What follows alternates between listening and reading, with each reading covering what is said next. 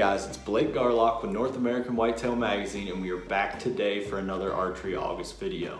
Now, if you want to fletch your own arrows, but you're not comfortable doing it the traditional way, or you just want a faster way to do it, NAP's new Quikfletch twister is for you. All it takes to fletch your arrows with this is a boiling pot of water and a few minutes of your time. Now, instead of just sitting here and talking about the product, I'm going to show you guys how to take the twister and a bare shaft and get the whole way to an arrow that's fully fletched and ready to chase whitetails. First, although it isn't specified, I like to remove my Nocks just to ensure that they don't get damaged. After removing the Nocks, I like to slide the Quikfletch onto the shaft. It's important to place each Quikfletch in the same position on your shaft. Next, bring your pot of water to a boil.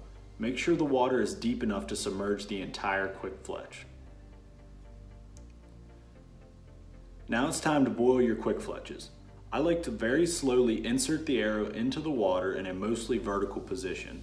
This seems to help prevent bubbling in the Quikfletch. Once fully underwater, I leave the Quikfletch submerged for about 10 seconds. After the time is up, all you have to do is remove the arrow from the water and let it dry.